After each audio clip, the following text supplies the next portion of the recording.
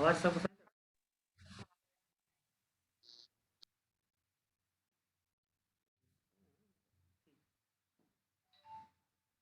हाँ बोलो बच्चे, कंटिन्यूटी का मतलब क्या होगा?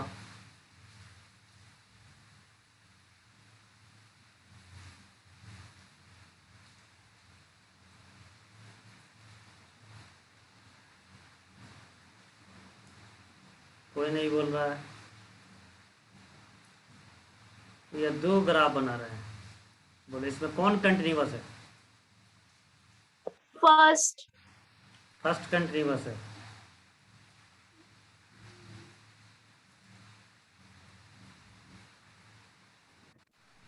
और यह third discontinuous. Continuous. Discontinuous.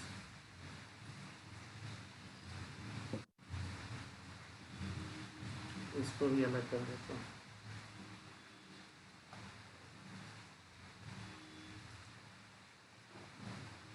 Recording हो रहा है क्या? नहीं। हाँ sir. Yes sir. Yes sir. Recording हो रहा है। Yes sir.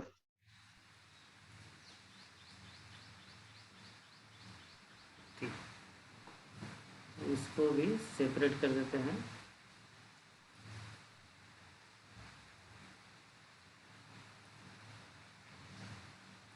तो बोलो, इस तीनों ग्राफ को देख करके यह बताओ कि पहला फंक्शन 2 पर कंटिन्यूअस है, दूसरा फंक्शन 2 पर डिसकंटिन्यूअस है, और तीसरा फंक्शन भी 2 पर डिसकंटिन्यूअस है।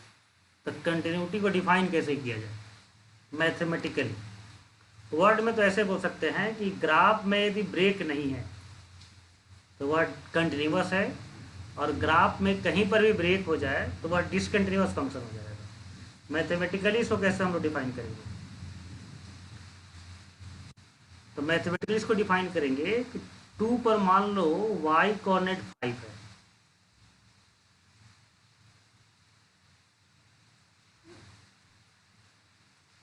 टू पर y कोऑर्डिनेट 5 है, तो 2 के जस्ट पहले आप अपना पोजीशन फिक्स करो और टेंड्स टू 2 हो जाओ। टेंड्स टू 2 x का वैल्यू मूव करो तो y कोऑर्डिनेट किसके पास जाएगा? बोलो। x का वैल्यू 2 की तरफ मूव करेगा तो y कोऑर्डिनेट कहां पर मूव करेगा? 5 के टुवर्ड्स 5 के। ठीक है ना? तो इसको हम बोल सकते हैं कि इसमें LHL 2 है, LHL 5 है। x कोऑर्डिनेट 2 पर LHL आप निकालेंगे तो 5 है। उसी तरह के 2 के राइट में एक पोजीशन को फिक्स करो और यहाँ से मूव करो 2 के तरफ, then also y coordinate move करेगा 5 के टुवर्ड्स, तो RHL भी 5 हो जाएगा, और AF ऑफ 2 भी 5 हो जाएगा। यह तीनों वैल्यू यदि इक्वल है तो हम बोल सकते हैं कि 2 पर ग्राफ डिसकंटिन्यू नहीं होगा, ब्रेक नहीं करेगा। तो कंटिन्यूअस फंक्शन का को मैथमेटिकली एक्सप्रेस करेंगे तो यही कंडीशन आ जाएगा कि LHL, RHL और फंक्शन का वैल्यू इटसेल्फ तीनों यदि इक्वल है तो वह कंटिन्यूअस होगा। दूसरे कंडीशन में देखो, 2 के तरफ आप मूव करेंगे तो y कोऑर्डिनेट यहाँ पर 5 के तरफ ही मूव करेगा, तो LHL 2 है,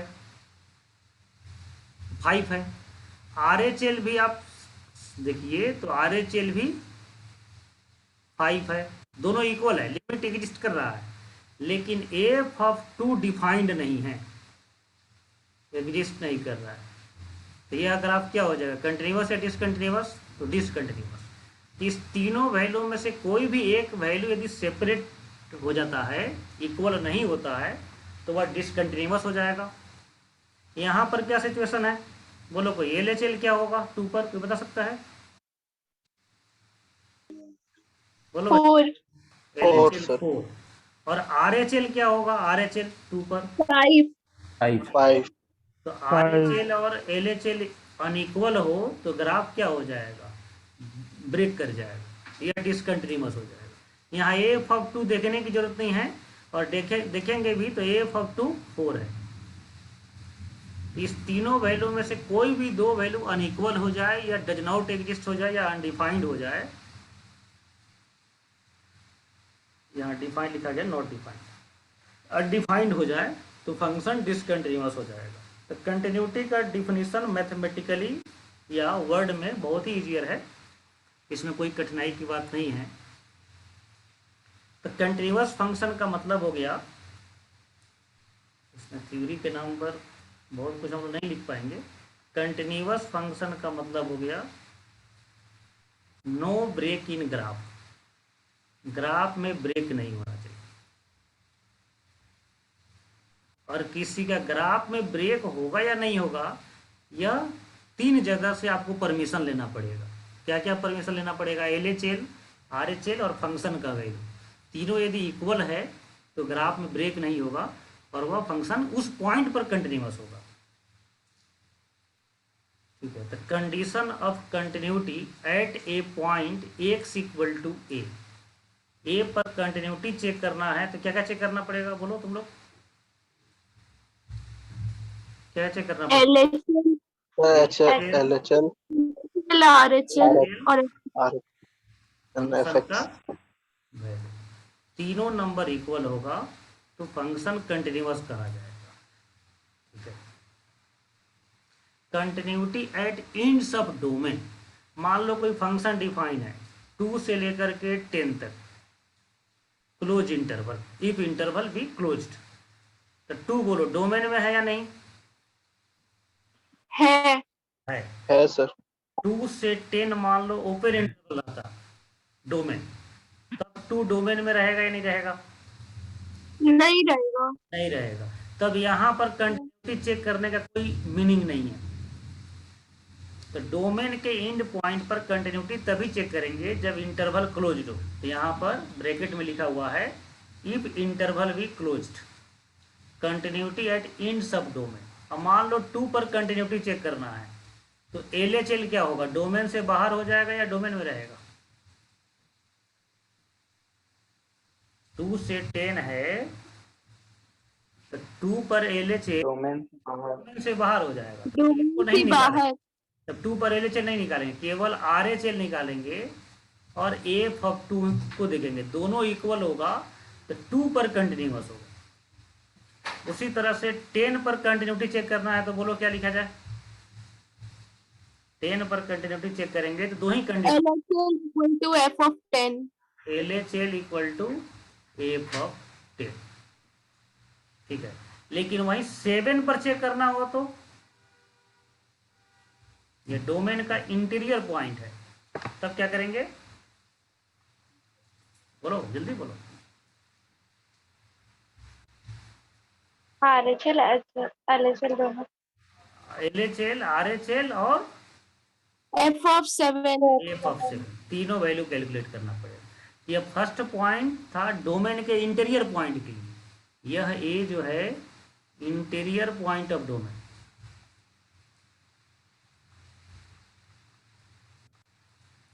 सर हाँ बोलो बच्चे। सर बोल रहे शुरू में जो एग्जांपल बताया ना, एक बार फिर से बताइए ना सर।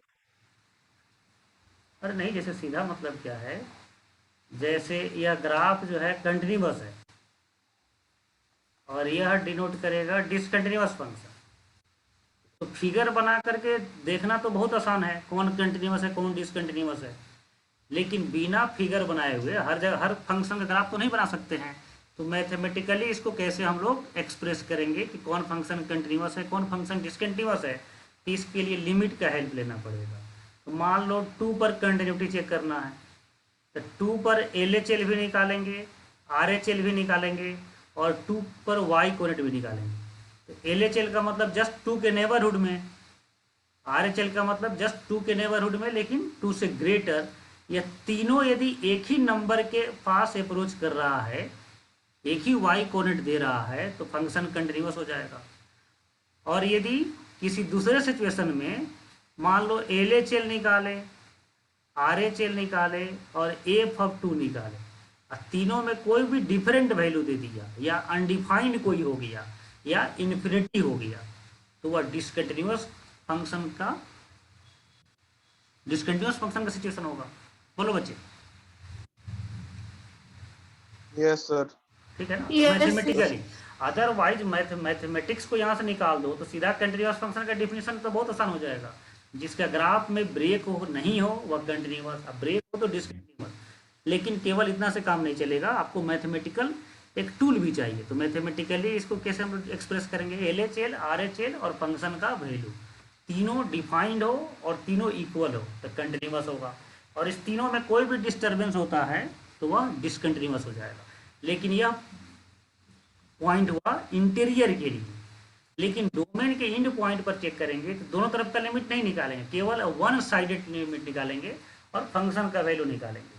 तो दो केस में लिखना पड़ेगा। मान लो डोमेन के इनिशियल पॉइंट पर निकालना है तो RHL और फंक्शन का वैल्यू निकालना होगा, डोमेन के इंड पॉइंट पर निकालना हो तो LHL और फंक्शन का वैल्यू निकालना होगा।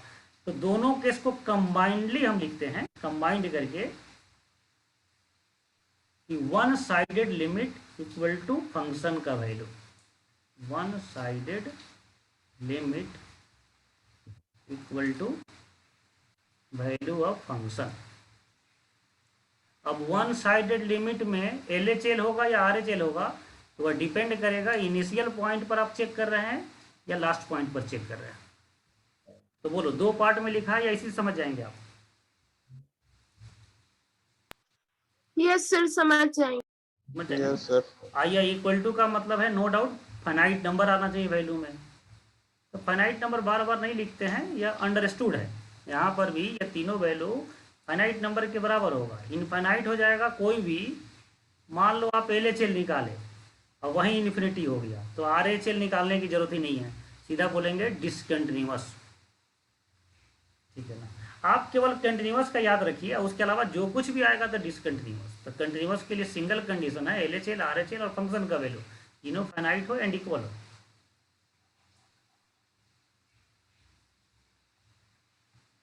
सर अगर तीनों इनफिनाइट हुआ तो? नहीं, एक भी इन्फिनिटी हो गया तो क्या हो जाएगा, डिसकंटिन्यूअस। ठीक है, अब तीनों हो गया तो डिसकंटिन्यूअस ही हो गया। एक भी इन्फिनिटी हो गया, देखो सिंपल चीज़ याद रखो ना, इसके अलावा कुछ भी आ जाए इसके अलावा तो डिसकंटिन्यूअस। ठीक है, यस सर। हाँ, अब ये नहीं सोचना है कि दो इन्फिनिटी आ जाए, तीनों इन्फिनिटी, कुछ भी आ गया इसके अलावा तो डिसकंटिन्यूअस।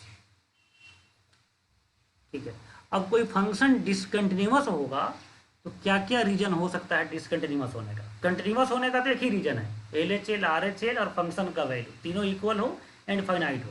लेकिन डिसकंटिन्यूअस होने के लिए बहुत सा रीजन हो सकता है। बोलो क्या क्या रीजन हो सकता है?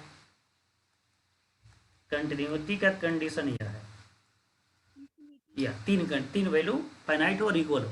डिसकंटिन्यूअस होने के लिए क्या क्या हो सकता है? बोलो, तुम लोग बोलो कि LHL RHL फाइनाइट है लेकिन इक्वल नहीं है, अनइक्वल है,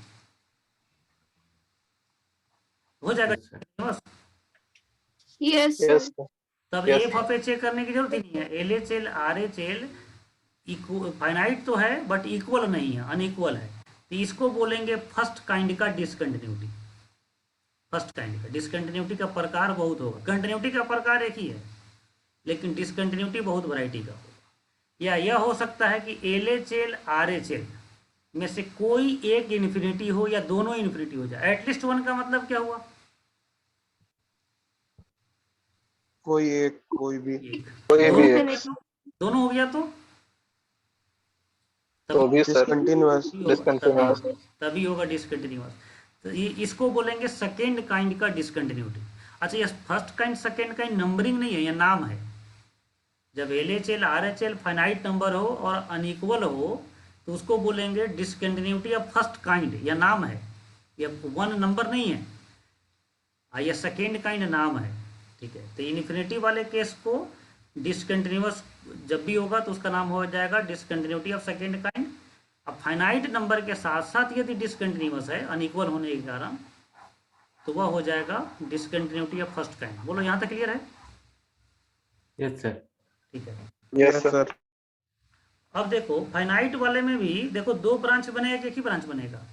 फाइनाइट में कहा जा रहा है कि LHL RHL फाइनाइट है और एफ ऑफ ए, ये 3 नंबर है। तो यहाँ पर भी दो रीजन हो जाएगा कि फाइनाइट है लेकिन यह दोनों इक्वल नहीं है, और दूसरे बार में होगा कि यह दोनों तो इक्वल है, इसके बराबर नहीं है।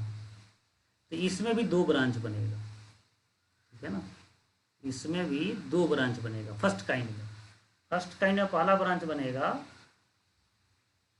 कि LHL RHL इक्वल नहीं है, फाइनाइट नंबर तो था लेकिन इक्वल नहीं है।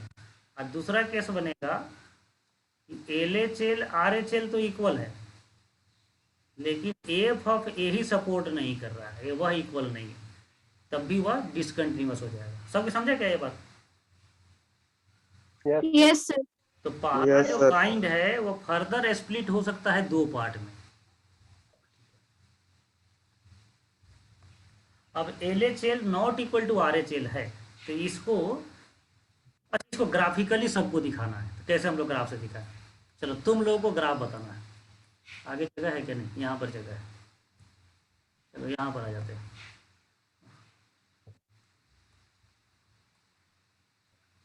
ग्राफिकली ना सबको दिखाना है। हम कंडीशन लिखेंगे, आप बोलेंगे। पहला कंडीशन था डिसकंटिन्यूअस का। डिसकंटिन्यूअस हम शो कर रहे हैं ग्राफ से, डिसकंटिन्यूअस। तो पहला कंडीशन था फाइनाइट नंबर की LHL RHL फाइनाइट है, फाइनाइट नंबर, लेकिन इक्वल नहीं है। बोलो कैसा ग्राफ बनाया जाए? LHL RHL फाइनाइट नंबर तो हो लेकिन इक्वल नहीं है।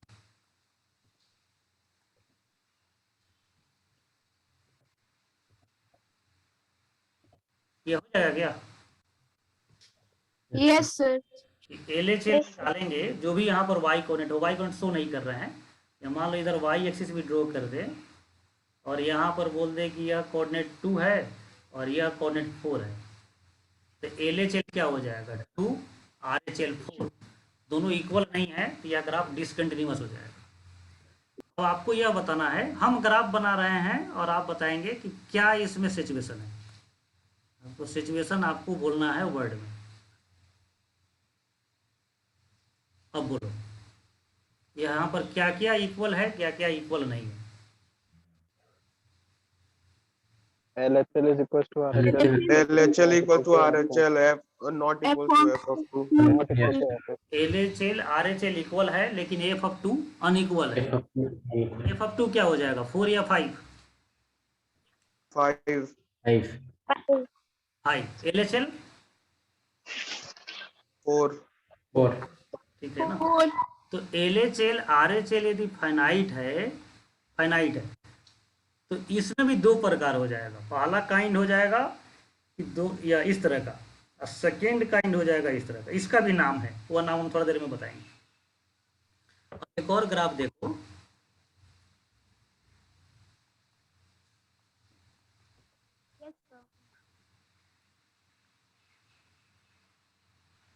अब यहाँ बताओ तुम लोग, LHL क्या है, RHL क्या है? बोलो बच्चे, जल्दी बोलो, मुंह बंद नहीं रखना है। LHL इंफिनिटी है, HL 4 होगा इसका और F of 2 4। RHL 4 है और F of 2 ही 4 है, तो यह क्या हुआ? कंटिन्यूअस। Discontinuous. बोलो यह क्या है, कंटिन्यूअस या discontinuous? Discontinuous. Discontinuous. Discontinuous.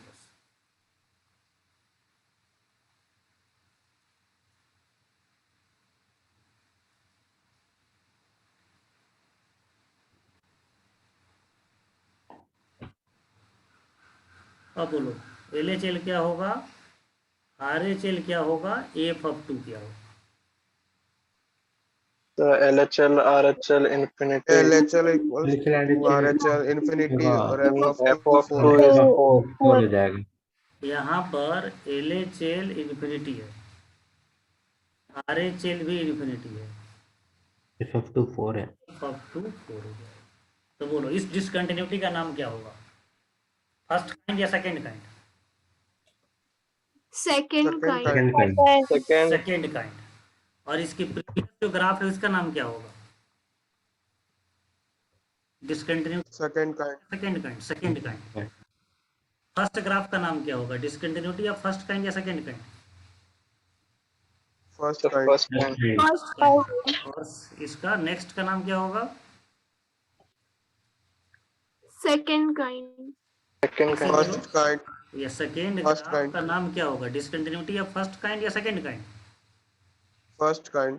First kind. First अब एक और सिचुएशन है 2।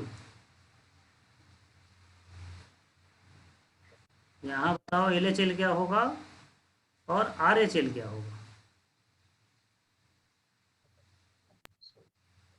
सर इन्फिनिटी होगा दोनों। LHL LHL RHL LHL plus infinity, infinity, RHL RHL minus RHL minus RHL minus infinity. Minus infinity. और ये f(2) को हमेशा 4 ही रखते हैं। 4। तो ये सभी जो है डिसकंटिन्यूअस फंक्शन का वैरायटीज है और सबका 2 ही कैटेगरी में नामांकन करेंगे, नेमिंग करेंगे, या तो फर्स्ट काइंड का डिसकंटिन्यूटी या सेकेंड काइंड का डिसकंटिन्यूटी। अब तुमको बताना है इस ग्राफ में यहाँ पर, जहाँ पर स्क्रीन पर देखिए इसको, इसमें LHL इन्फिनिटी है, RHL भी इन्फिनिटी है, तो क्या बोलेंगे? लिमिट एग्जिस्ट कर रहा है कि नहीं कर रहा है? क्या बोलेंगे? लिमिट एग्जिस्टेंट और does not exist? does Does not not exist. जल्दी बोलो कॉन्फिडेंस के साथ। That does not क्यों? that does not exist. LHL RHL दोनों क्योंकि- बोल रहा है सर क्योंकि इन्फिनिटी सर इन्फिनिटी है, फाइनाइट नंबर हाँ इक्वल इन्फिनिटी टू को आर इक्वल, इक्वल हाँ टू यस फाइनाइट होना चाहिए। फाइनाइट नंबर, तो यह जो हो जाएगा यह लिमिट एग्जिस्ट नहीं करेगा। फर्स्ट ग्राफ में बोलो लिमिट एग्जिस्ट करेगा कि नहीं करेगा? नहीं करेगा। करेक्ट। नो नहीं सर कर- नहीं करेगा। इसमें कौन ऐसा ग्राफ है जिसमें लिमिट एग्जिस्ट कर रहा है? second second second graph. Second में लिमिट एग्जिस्ट करेगा। कंटिन्यूअस तो कोई नहीं है लेकिन लिमिट एग्जिस्ट करेगा। और कोई ग्राफ जो इसमें लिमिट एग्जिस्ट कर सकता है कोई है क्या? नहीं सर। no sir ठीक है ना, तो यह No, पूरा कन्फर्म होना चाहिए फिगर के साथ। लिमिट कहाँ पर एग्जिस्ट होगा, उसका अर्थ क्या होगा और डिसकंटिन्यूअस कब होगा और उसका मीनिंग क्या होगा, यह सब आपको क्लियर हो गया है। अब देखो यह डिसकंटिन्यूटी ऑफ फर्स्ट काइंड है, यह दोनों, लेकिन इसमें इसको भी 2 पार्ट में डिवाइड करेंगे, 2 कैटेगरी में डिवाइड करेंगे। यह एक पॉइंट पर डिफर हो रहा है। यदि हम इसको फंक्शन को डिफाइन करेंगे तो कैसे डिफाइन करेंगे? देखो f of x equal to कोई एक ब्रांच लिख देंगे और यहाँ पर लिखेंगे एक्स नॉट इक्वल टू 2, अब फिर 5 लिखेंगे और लिखेंगे एक्स इक्वल टू 2। सबको समझ रहा है क्या? रिलेट कर पा रहा है इसको? Yes sir. तो फंक्शन के रूप में लिखेंगे तो ऐसे लिखेंगे ना, एफ एक्स इक्वल टू एक ब्रांच b1 लिख देते हैं, एक्स नॉट इक्वल टू 2। यह जो है ना, यह पूरा इक्वेशन जो है यह 2 से छोटा के लिए भी है 2 से बड़ा के लिए भी है, बस 2 को छोड़ करके। इस दोनों को 2 ब्रांच में नहीं, एक ही ब्रांच में हम एक्सप्रेस कर सकते हैं। तो branch 1 for not equal to 2, 5 for x equal to 2। लेकिन इसको जब लिखेंगे, इसको पहला ग्राफ को, तो बोलो तो क्या लिखना पड़ेगा? 2 एक्सप्रेशन लिखना पड़ेगा या एक ही से काम चल जाएगा?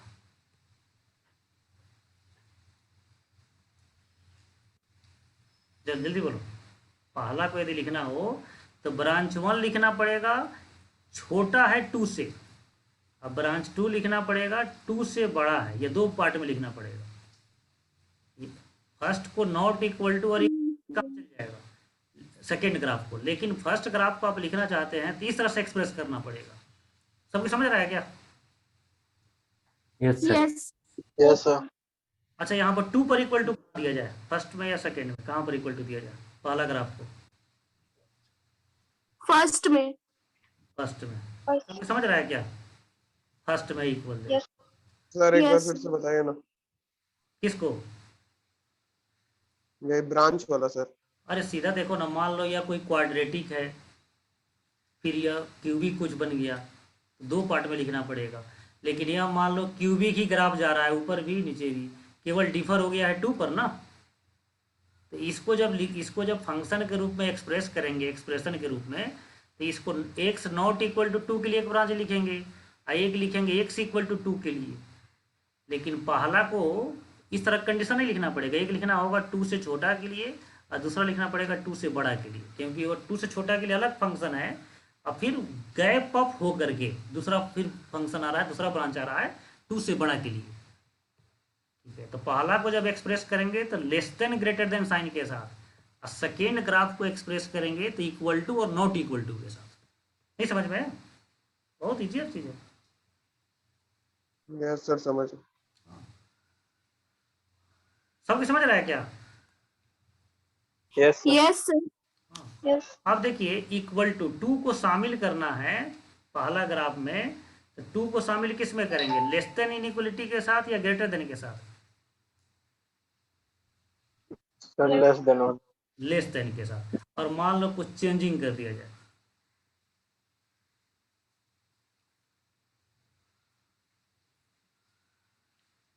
अब इक्वल टू किसके साथ रखेंगे? ग्रेटर देन के साथ। Greater Greater than. than. ठीक है ना। और मान लो एक और चेंजिंग कर दिया जाए, अब बोलो इक्वल टू किसके साथ रखेंगे? नहीं रखेंगे किसी के सर. साथ नहीं रखेंगे। इसी के साथ नहीं रखेंगे। तो यही इक्वल टू ना ध्यान देना है जब भी आगे क्वेश्चन आएगा तो कहाँ रखेंगे कहाँ नहीं रखेंगे। ठीक है, ये सब समझ रहे हैं आप लोग। अब देखो ये सेकेंड ग्राफ है ना, इसको थोड़ा विशेष रूप से और एनालिसिस करेंगे इस ग्राफ को। इसमें कंटिन्यूअस बनाना हो तो केवल एक पॉइंट को रीडिफाइन कर दे, केवल यहाँ 5 को डिलीट करके 4 लिख दें, ये फंक्शन क्या बन जाएगा? Continuous Continuous. कंटिन्यूअस। ठीक है ना। तो इसका नाम है रिमूवेबल डिसकंटिन्यूटी, रिमूवेबल डिसकंटिन्यूटी। अच्छा ये नाम दे रहे हैं आपको, ऐसा नहीं कि चेंज कर देना है। क्वेश्चन में 5 दिया है, आप उसको डिलीट करके 4 लिख दिया, आंसर कंटिन्यूअस दिया, वो नहीं करना है आपको। समझ रहे ना? यह इसका नाम देने के लिए समझा रहे हैं कि इस 5 ग्राफ में सेकेंड जो ग्राफ है उसका नाम है रिमूवेबल डिसकंटिन्यूटी। अब फर्स्ट काइंड और सेकेंड, फर्स्ट का नाम हो जाएगा irremovable discontinuity of second kind. बोलो किसी कोई दिक्कत? No sir. ठीक है, अब बोलो इसका नाम क्या दें? पूरा नाम बोलो तो, रिमूवेबल या इरिमूवेबल?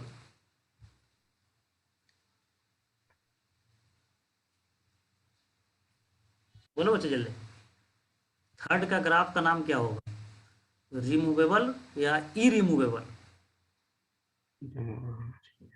इरिमूवेबल। इरिमूवेबल डिसकंटिन्यूटी ऑफ सेकेंड काइंड। तो इसमें जितना भी इन्फिनिटी वाला जो है उसका पूरा नाम हो जाएगा irremovable discontinuity of second kind. Second kind. ठीक है ना। तो हम लोग आते हैं अपने प्रेजेंट पॉइंट पर। तो LHL not equal to RHL, तो इसका नाम हो जाएगा irremovable discontinuity of first kind. और LHL RHL इक्वल है लेकिन FA इक्वल नहीं है, तो इसका नाम हो जाएगा रिमूवेबल डिसकंटिन्यूटी।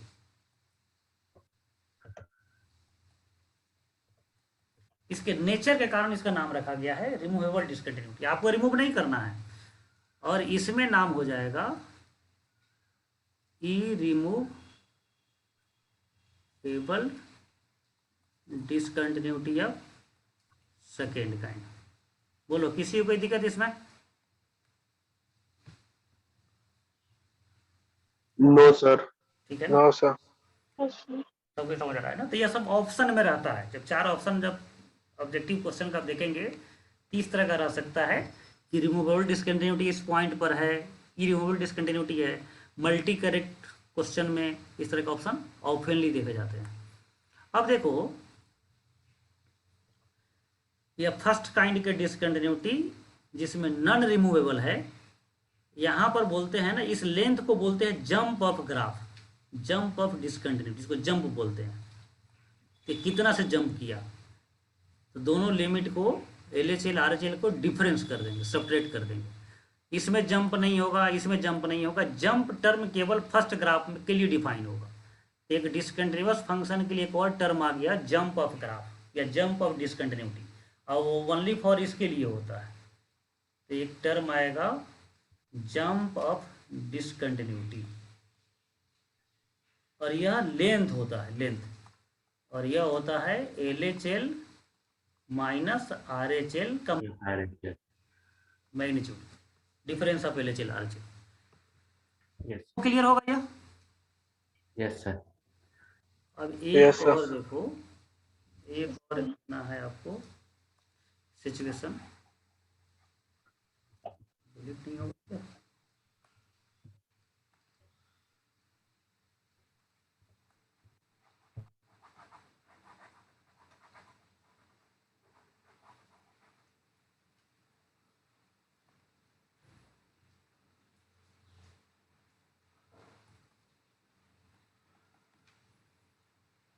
यह फंक्शन मान लो यहाँ तक डिफाइंड है, 1 तक, फिर 4 पर डिफाइंड है, और फिर 7 से फिर आगे बढ़ रहा है ऐसे। अब बोलो 4 पर कौन सा डिसकंटिन्यूटी होगा? फर्स्ट काइंड, सेकेंड काइंड, कौन सा? यहाँ पर यह जो डिसकंटिन्यूअस हो रहा है इसको क्या बोलेंगे?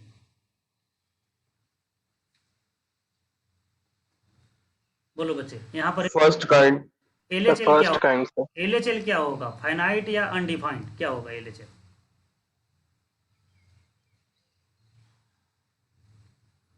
बोलो बच्चे, एलएचएल क्या होगा? अनडिफाइंड। अनडिफाइंड। आरएचएल भी अनडिफाइंड, केवल एफ और 4 डिफाइंड। तो बोलो इसको फर्स्ट काइंड बोलेंगे या सेकेंड काइंड बोलेंगे या कोई और नाम देना होगा इसका?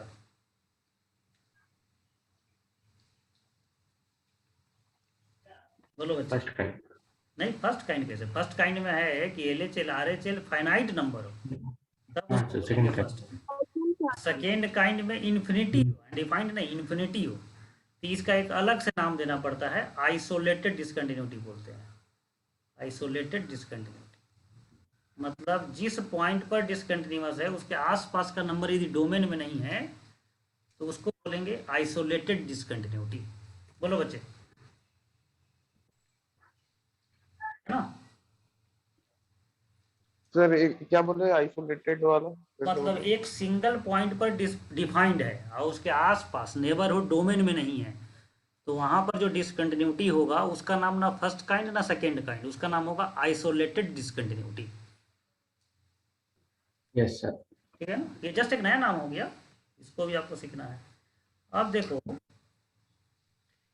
एक क्वेश्चन है अब कि कोई ग्राफ ही शुरू हो रहा है यहां से, मान लो 5 से इन्फिनिटी तक जा रहा है कोई ग्राफ। अब कोई पूछे कि -1 पर कंटिन्यूअस है या डिसकंटिन्यूअस है? अब इसमें क्वेश्चन है यह कि is function continuous at x equal to -1? Answer क्या देंगे? जैसे पहला क्वेश्चन में 2 पर क्या है था डिसकंटिन्यूअस, सेकेंड में भी 2 पर डिसकंटिन्यूअस, उसी तरह से ये लास्ट ग्राफ में कोई पूछ रहा है कि फंक्शन का डोमेन 5 से इन्फिनिटी तक है, -1 पर क्या होगा, कंटिन्यूअस या डिसकंटिन्यूअस? आंसर क्या देंगे? डिसकंटिन्यूअस। Sir discontinuous. कंटिन्यूअस। इस सिचुएशन को हम यहाँ पर दिखा देते हैं। कोई 5 से इन्फिनिटी तक डिफाइंड है और पूछा जा रहा है कि -1 पर यह क्या है, कंटिन्यूअस है या डिसकंटिन्यूअस है? Is function continuous at x equal to -1। एक और ग्राफ यहीं पर साथ साथ कर देते हैं।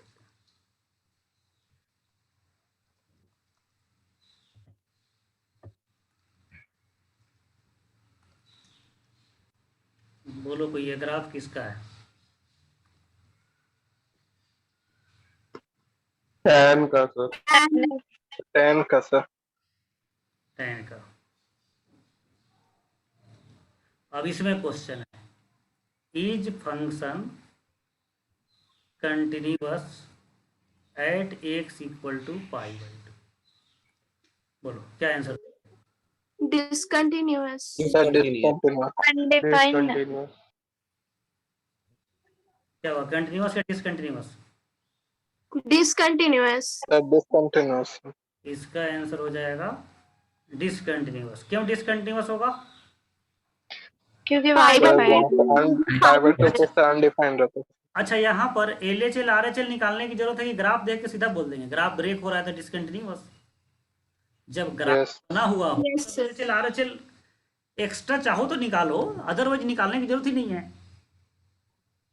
LHL क्या हो जाएगा, जल्दी बोलो यहाँ पर? infinity infinity. RHL minus RHL infinity π/2 पर 0 अनडिफाइंड। कितना Undefined. परफॉर्म करेगा? 10 जो है पाई बाई 2 पर अनडिफाइंड होता है, तो पाई बाई 2 10 के डोमेन में नहीं है। यहाँ पर जो है pi by 2 is not in domain, ये डोमेन में नहीं है। बोलो बच्चे, पाई बाई 2 डोमेन में है या नहीं है? नहीं No, है sir. सर। थोड़ा और यहाँ जगह बनाते हैं। पाई बाई 2 डोमेन, लेकिन पाई बाई 2 का पड़ोसी क्या है? नेबरहुड, डोमेन में है। डोमेन में है। यहाँ पर सबके समझ रहा है कि नहीं समझ रहा है? Yes, sir. Yes sir. इसको थोड़ा अच्छा से लिखते हैं। Is function continuous at x equal to pi by 2? Answer है नो, डिसकंटिन्यूअस हो जाएगा, डिसकंटिन्यूअस। और एक एक्स्ट्रा है pi by 2 not in domain, domain में नहीं है, बट क्या डोमेन में है? It's neighbourhood. Yes, sir. Neighbourhood is in domain, वह डोमेन में है। अब बोलो बच्चे, अब इस क्वेश्चन में आइए, पहला क्वेश्चन में बोलो। अभी भी क्वेश्चन ये ओपन है, आंसर अभी भी बदल सकते हैं आप लोग जो बोले थे। क्या आंसर होगा इसका? डिसकंटिन्यूअस। बोलो, -1 डोमेन में है क्या? No sir. -1 डोमेन में नहीं है। और -1 डोमेन में नहीं है, -1 का नेबरहुड